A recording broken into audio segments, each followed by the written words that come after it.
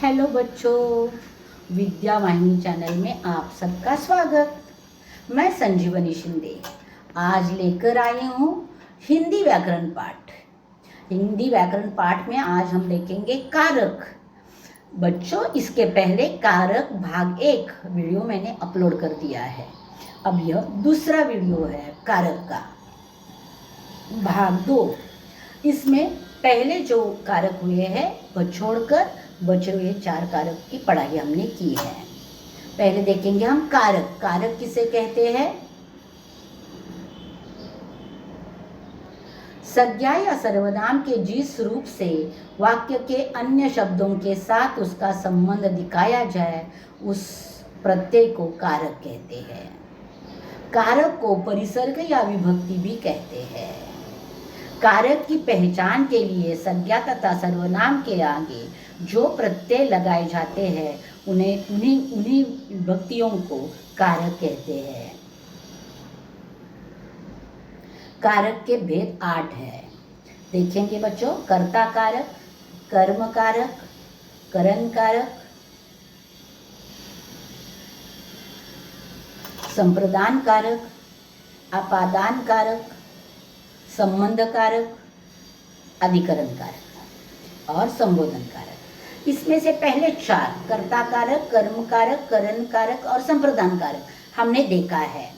इस वीडियो में हम देखने वाले हैं अपादान कारक, संबंध कारक, अधिकरण कारक और संबोधन कारक। तो चलो बच्चों, हम आगे बढ़ेंगे। अपादान कारक। अपादान कारक किसे कहते हैं देखेंगे हम। संज्ञा के जिस रूप से किसी वस्तु का दूर होने का या अलग होने का बोध होता है उन्हें अपादान कारक कहते हैं। दूर होने का, जैसे गांव से हम आए। देखो बच्चों, अपादान कारक की विभक्ति से है और करण कारक की भी विभक्ति से है, लेकिन करण कारक में साधन होता है और उसे स लगता है और यहाँ अलग होने के भाव से लगता है। वह याद रखोगे तो आपको कारक की ज़्यादा पढ़ाई करने की ज़रूरत नहीं है। देखेंगे हम उदाहरण। राम गांव से शहर आया। राघव घर से पाठशाला जाता है। पेड़ से पत्ते निकाले। अगला वाक्य, मंजू ने पिताजी से रुपए लिए। शहरवासी पानी समस्या से मुक्त हुए। तो देखो, राम का गांव से दूर हो गया और शहर पहुंचा। राघव घर से दूर हुआ और पाठशाला पहुंचा। पेड़ से पत्ते दूर हुए तो निकाले। मंजू ने पिताजी से रुपए लिए तो पिताजी से रुपये दूर हुए। शहरवासी पानी समस्या से मुक्त हुए तो शहरवासी और समस्या से दूर हुए। उपर्युक्त वाक्यों में पहले और दूसरे वाक्य में दूर हटने का भाव, तीसरे और चौथे वाक्य में अलग होने का भाव, पांचवें वाक्य में दूर होने का भाव है।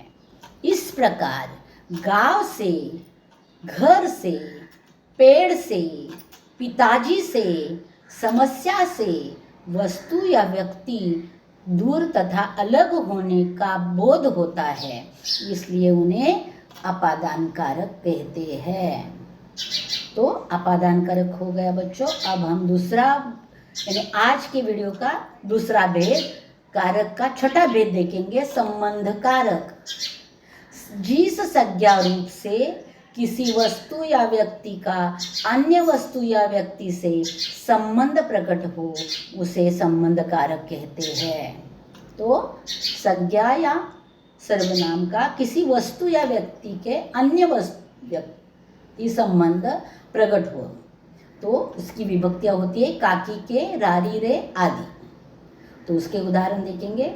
यह रमेश की पुस्तक है। रमेश और पुस्तक के बीच में किया गया संबंध दिखलाने के लिए। यह फल राघव के बगिया का है। राघव और बगिया के बीच में के आया। राम का कुर्ता, राम और कुर्ता के बीच में, राम का कुत्ता और राम के बीच में का आ गया, ईमानदार है। तुम्हारा पेन कहाँ है? तुम और पेन के बीच में रा आ गया। और अंतिम वाक्य में लता की बातें, लता और बातें के बीच में किया गया। इस प्रकार लता की बातें सबने सुनी। तो इस प्रकार काकी के रारी रे नान आ जाता है संबंध कारक में। अब हम विश्लेषण देखेंगे। उपर्युक्त वाक्यों में रेखांकित शब्द रमेश की पुस्तक, राघव के बगिया, राम का कुत्ता, तुम्हारा पेन, लता की बातें, इसमें रमेश और पुस्तक, राघव और बगीचा, राम और कुत्ता, तुम और पेन, लता और बातें, इन सब में संबंध दिखलाने का काम की, के, का, रा, की ये विभक्तियाँ करने के लिए आई है। तो ये विभक्तियाँ हो गई है जो, इसलिए ये संबंध दिखलाने वाली विभक्तियाँ संबंध कारक होती है। तो संबंध कारक विभक्तियाँ आपको समझ में आ गया होगा।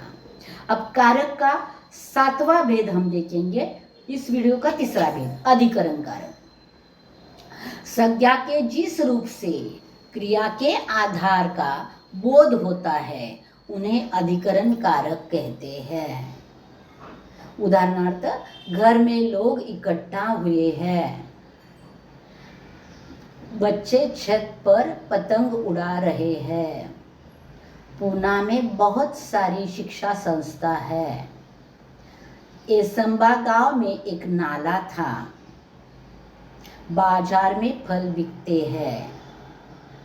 तो उपर्युक्त वाक्यों में रेखांकित शब्द घर में लोग, बच्चे छत पर पतंग उड़ाने का, पूना में शिक्षा संस्था, गांव में एक नाला, बाजार में फल, इसमें घर और लोग, छत और पतंग, पूना और शिक्षा, संस्था और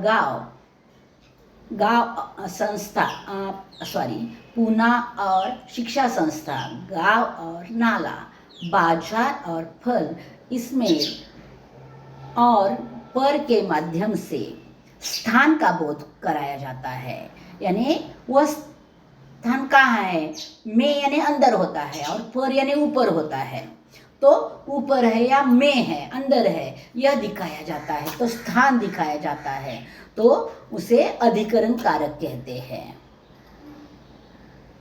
उपर्युक्त वाक्यों में रेखांकित शब्द घर के लोग, बच्चे छत पर पतंग, पूना में शिक्षा संस्था, गांव में एक नाला, बाजार में फल, इसमें घर और लोग, छत और पतंग, पूना और शिक्षा संस्था, गांव और नाला, बाजार और फल, इनमें और पर के माध्यम से स्थान का बोध कराया जाता है। जैसे मैंने कहा कि अंदर या ऊपर, यह समझ में आता है स्थान, तो वह हो गया अधिकरण कारक। इसलिए उपर्युक्त वाक्यों में आई, में और पर ये विभक्तियाँ अधिकरण कारक के उदाहरण हैं।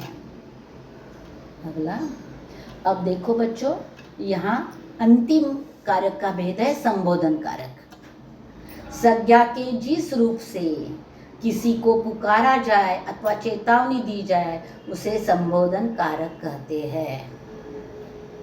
इसकी विभक्तियाँ हे, अरे, हाय, अजी, ए, वाह आदि है।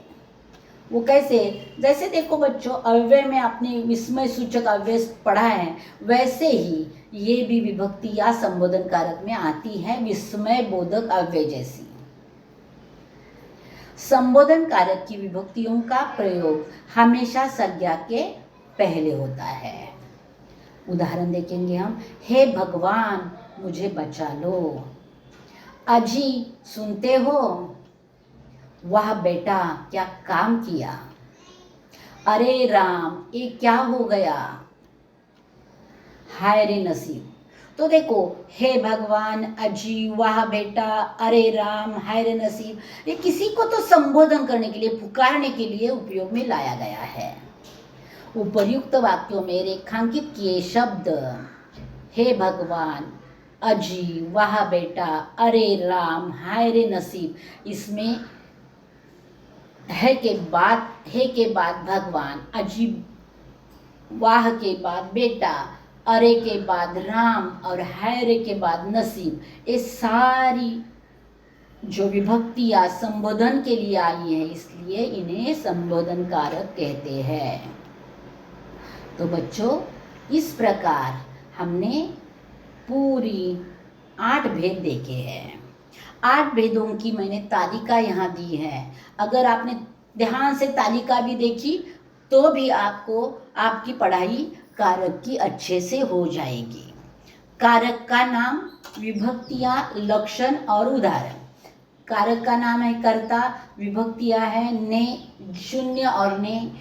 लक्षण है क्रिया को करने वाला जो होता है, उसे जो विभक्ति लगती है वह होती है कर्ता कारक। दादाजी ने चाय बनाई, दादाजी ने कर्ता कारक। कर्म को की विभक्तियाँ है शून्य और को, उसका लक्षण है जिस पर क्रिया का प्रभाव पड़ता है उसे कर्म कारक कहते हैं। राम ने पिताजी को पत्र लिखा, पिताजी को, यह कर्म कारक आ गया।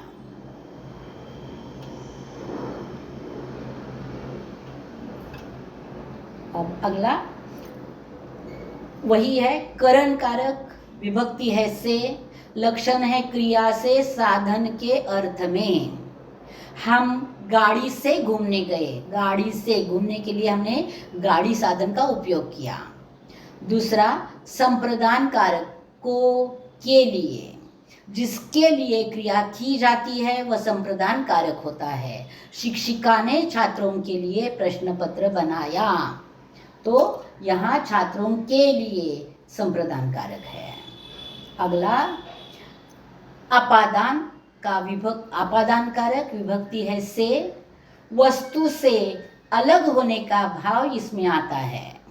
राम पाठशाला से घर आया, रमा पाठशाला से घर आई, तो पाठशाला से वह अलग हो गई, तो यह अपादान कारक हो गया।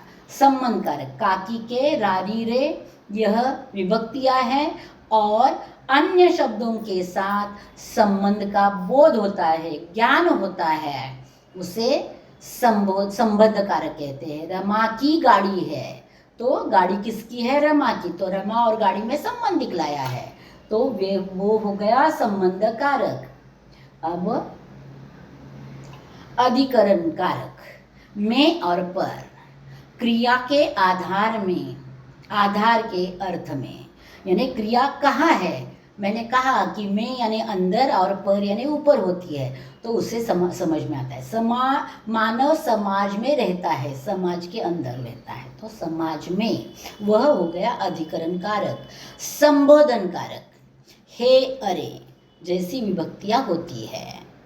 पुकारने के अर्थ में, जैसे कि अरे बेटा कहा जाता है, तो बेटा के पहले अरे लगाया जाता है, तो अरे उसको संबोधन के लिए होता है।